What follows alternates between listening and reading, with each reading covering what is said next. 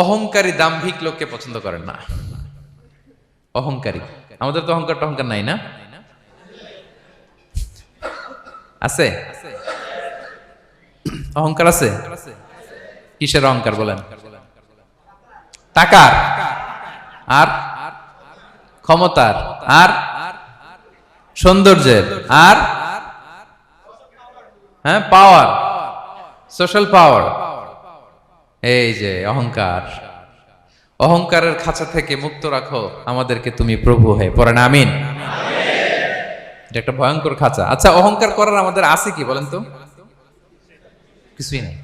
আল্লাহ বলে ওয়া খুলিকাল ইনসানু দাঈফা, তোমাদেরকে আমি দুর্বল করে তৈরি করছি। আমরা দুর্বল, শুধু দুর্বল না, দুর্বলের ঘরের দুর্বল। আমার বাপ ছিল দুর্বল, আমার দাদা ছিল দুর্বল, আমরা 14 গোষ্ঠী কি? হাল আতা আলাল ইনসানি হিনুম মিনাদ দাহরি লাম ইয়াকুন শাইআম মাযকুরা। আল্লাহ বলেন একটা সময় ছিল উল্লেখ করার মতো তোমার কিছুই ছিল না। আজকে তো এত লম্বা চওড়া মানুষ, আমরা কিছুই ছিলাম না।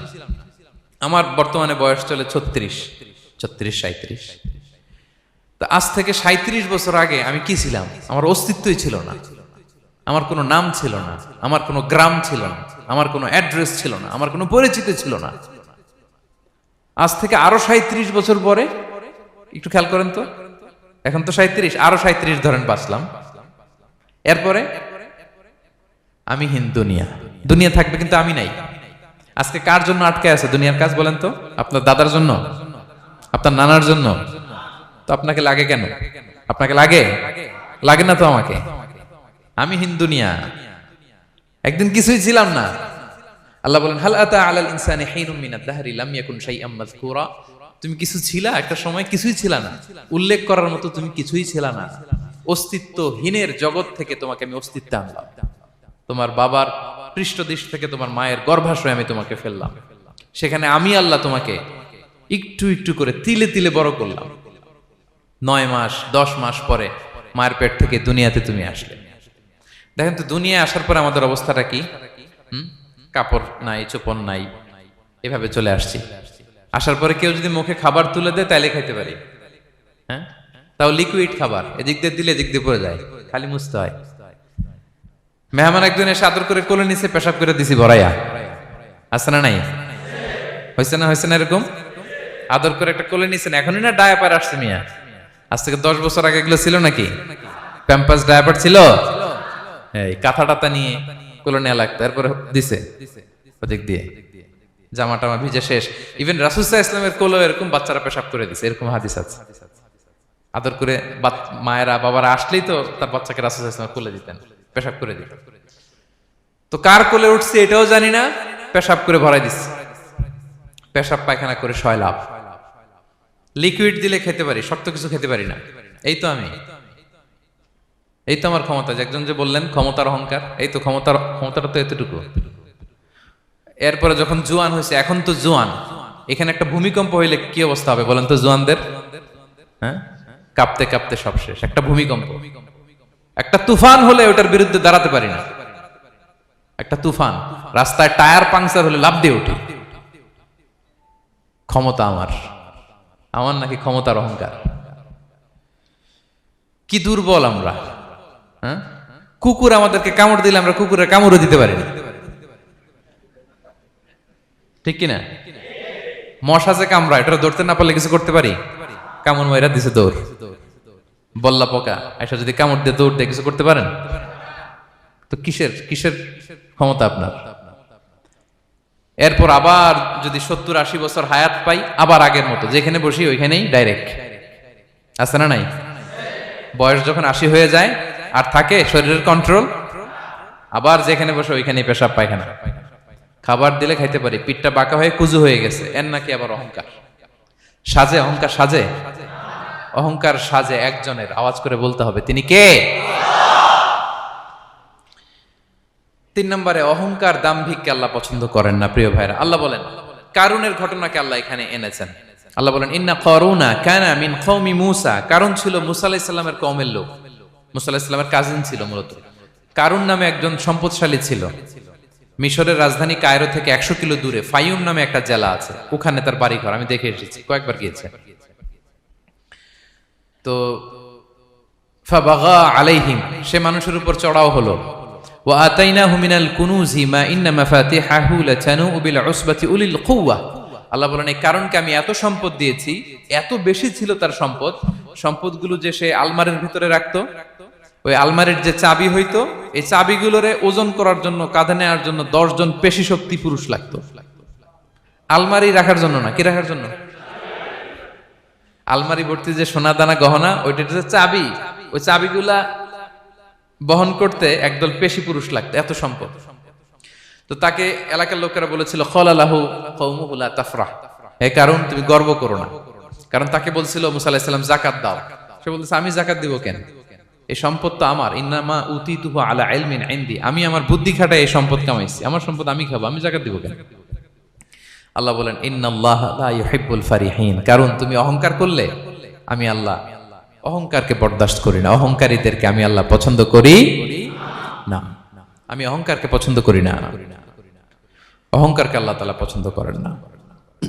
কি হয়েছিল কারণের নসিবে?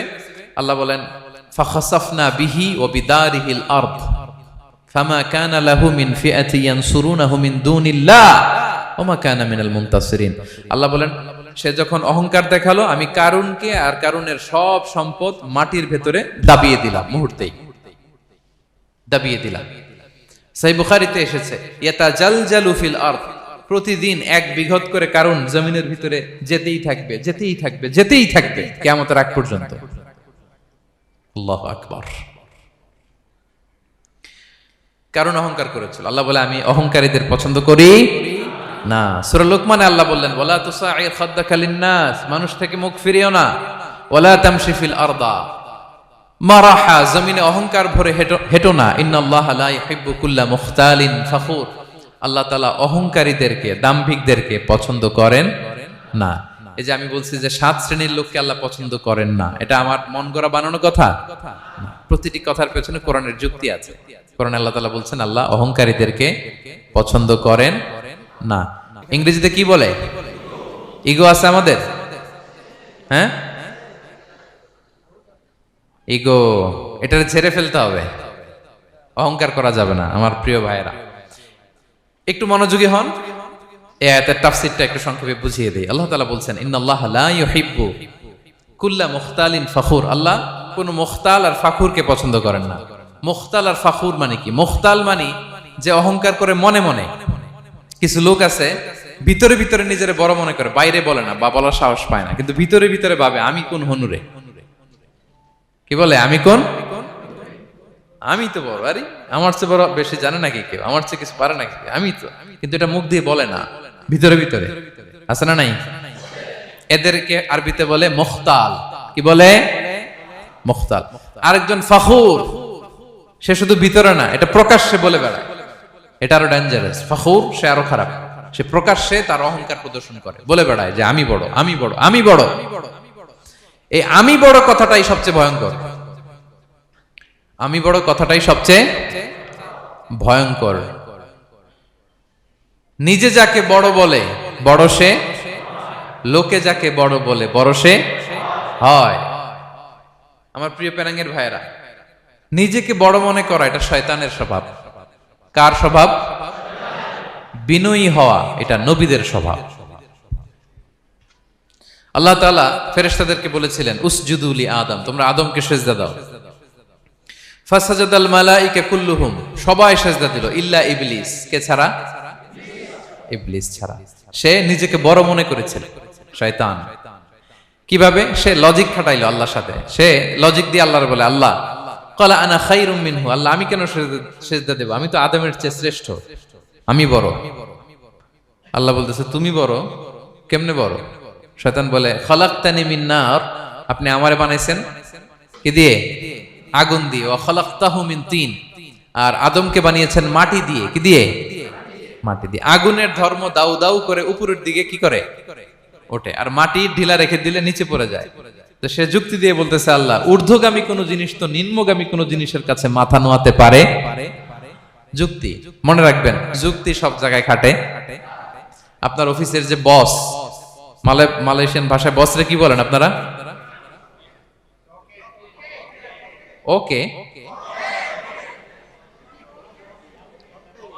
তোকে, এই আপনার তোকের সামনে যে আপনি লজিক খাটাইলে হবে? বস যেটা বলে ওইটাই ফাইনাল। তো আল্লাহ তাআলা আদেশ করেছিলেন সেজদা করার, সে সেজদা করলেই ভালো করতো, কিন্তু সে যুক্তি দিল আল্লাহ আমি শ্রেষ্ঠ, তাকে বানাইছেন মাটি দিয়ে, আমারে বানাইছেন আগুন দিয়ে, আমি কেন মাথা নত করব? আমি বড়। আমি বড় বলার সাথে সাথে দৃশ্যপট পাল্টায় গেল। আল্লাহ বলে বের হ,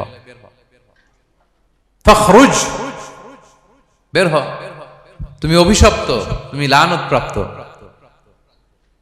তোমার স্থান হবে জাহান্নাম। তুমি নিজেকে বড় মনে করেছো, তাইলে বড় মনে করা এটা শয়তানের স্বভাব। কার স্বভাব? তা আমরা নিজেকে বড় মনে করব কখনো? আরো জোরে বলেন, করব? বিষ্ণু ঈসা ইসলাম নিজে নিজে ছোট থাকতে চাইতেন। তিনি দোয়ায় বলতেন আল্লাহুম্মা জাআলনি ফি আইনি সাগীরা ওয়া ফি আ'য়ুনিন নাসি কাবীরা। আল্লাহ আমার চোখে আপনি আমারে ছোট বানান, আল্লাহ মানুষের চোখে আপনি আমারে বড় বানান। বিশ্বনবী নিজের চোখে নিজে ছোট থাকতেন, কিন্তু গোটা বিশ্বের মানুষের চোখে বড় হয়েছেন না? কত বড়? রাফা'না লাকা যিকরাক। আল্লাহ বলে আমি যেখানে অতটুকু পর্যন্ত উঠাইছি আপনারে। কোন নবীর নিচে উপরে? কথা বলেন, কোন নবীকে শেষ পর্যন্ত উঠাইছে? সুবহানাল্লাহ। নবী হে আমি যদ্দূর আপনার উঠাইছে অদ্দূর, ওই পর্যন্ত নিয়ে গেছে সাক্ষাতের জন্য। সুবহানাল্লাহ। প্রত্যেক নামাজে বিশ্বনবীর উপর দুরূদ আছে না নাই? কিয়ামত পর্যন্ত বিশ্বনবীর প্রতি ভালোবাসা আমাদের পক্ষ থেকে আছে না নাই? আছে। আল্লাহ তাআলা ওনাকে বড় করেছেন। এজন্য নিজের চোখে আমরা নিজে ছোট থাকবো। আপনি যদি বড় হন এটা মানুষ বলবে। কে বলবে? নাকি আপনিই বলবেন? বলা যাবে না।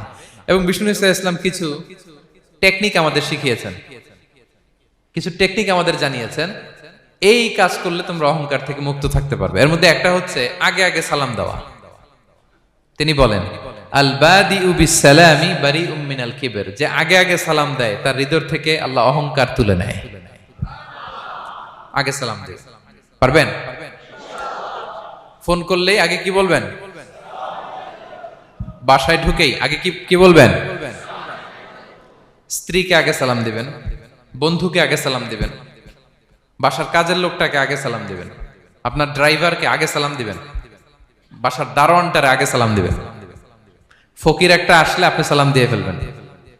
পারবেন? হৃদয় থেকে অহংকার ফেলে দিবে কে? আগে আগে আমরা সালাম দিব। এবং তার চেয়ে ভয়ঙ্কর কথা হচ্ছে বিষ্ণু ইসলাম বলেন যে লা ইয়াদখুলুল জান্নাতা মান কানা ফি কলবিহি মিসকালু হাববাতি খারদাল মিন কিবর, যার হৃদয়ে সরিষার দানা পরিমাণ অহংকার থাকে ওই ব্যক্তি কশিনকালেও আল্লাহর জান্নাতে প্রবেশ করার সুযোগ পাবে না। কশিনকালেও পাবে না। এর কারণ অহংকার আল্লাহর চাদর। অহংকার কার চাদর? আল কিবরিয়া রিদাই ওয়াল আযামাতু ইজারি। আল্লাহ বলে অহংকার আমার চাদর, বড়ত্ব আমার লুঙ্গি। যে এগুলো ধরে টান দেয় তারে আমি জাহান্নামে নিক্ষেপ করব। ফালা উবালি, ফালা উবালি, আই ডোন্ট কেয়ার, আমি ওদিকে কেয়ার করি না, আমি তারে জাহান্নামে ফেলবো।